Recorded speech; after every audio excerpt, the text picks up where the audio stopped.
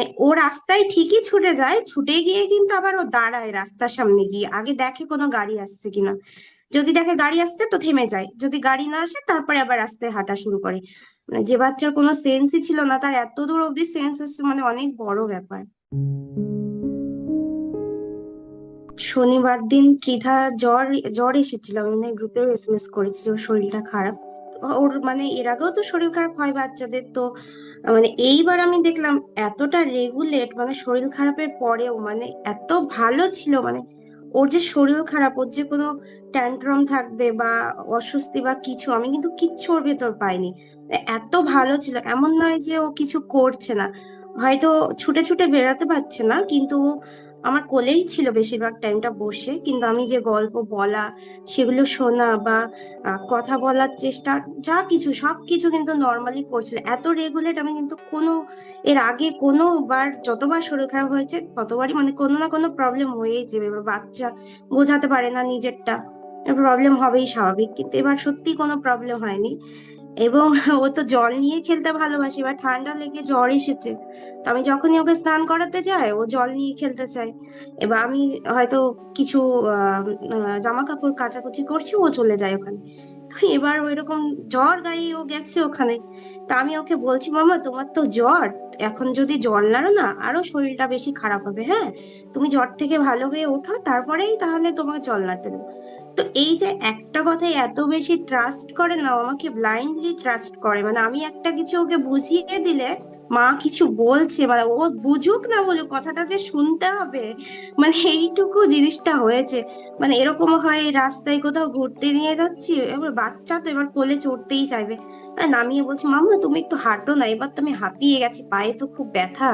ও সঙ্গে সঙ্গে হাঁটবে, মানে এই জিনিসগুলো হয়েছে। আর আরেকটা যেটা জিনিস আমি জানতাম, ও অবজার্ভ করে খুব বেশি, ও যে কোনো জিনিস খুব বেশি দেখে। মানে ওর দেখাটাও আমি দেখেছি, ও বেশি ওই অ্যালফাবেট গুলো হয়তো খুঁচিয়ে খুঁচিয়ে দেখে বা কিছু। তো গতদিন আপনি বলেছিলেন যে ও যাই করবে যেটাই ডুবে থাকবে ওকে মানে ওই মাঝে মাঝে বলা যে তুমি খুব ভালো চেষ্টা করছো, এই জিনিসগুলো। তো আমি এই সপ্তাহে করেছি, পুরো সপ্তাহ জুড়ে আমি ওটা করেছি। ও যখনই কোনো কিছুতে এইভাবে ডুবে থাকে না, আমি জাস্ট ওকে মাঝে মাঝে বলি, মাম্মা তুমি তো কি সুন্দর পড়াশোনার চেষ্টা করছো, পড়ছো মামা এবিসিডি পড়ছো না, বা খুব সুন্দর হচ্ছে, মন দিয়ে পড়ো।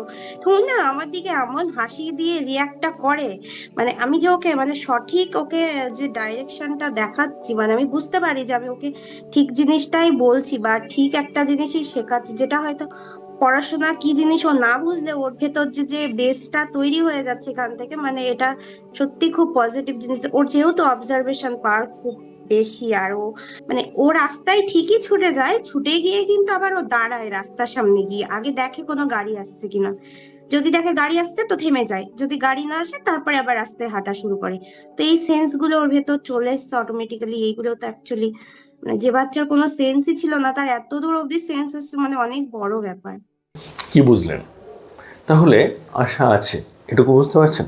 এবং আপনার বাচ্চার কোথায় সে দাঁড়িয়ে আছে যদি আপনি বুঝতে পারেন, না যে কোনো অ্যাসেসমেন্টের কথা বলছি না, ওকে সলিউশন দিতে গেলে যা যা বুঝতে হবে সেটার সাপেক্ষে বলছি। যদি সেটা বোঝা যায় সেখানে কিন্তু সলিউশন দেওয়া যাবে। সুতরাং আপনারা যদি একটা ফ্রি ডেভেলপমেন্টাল অডিট চান, আমাদের নাম্বার দেওয়া রইল, হোয়াটসঅ্যাপে যোগাযোগ করুন, জানান যে আপনি একটা ফ্রি ডেভেলপমেন্টাল অডিট চাইছেন, আমরা অবশ্যই আপনাকে সাহায্য করব।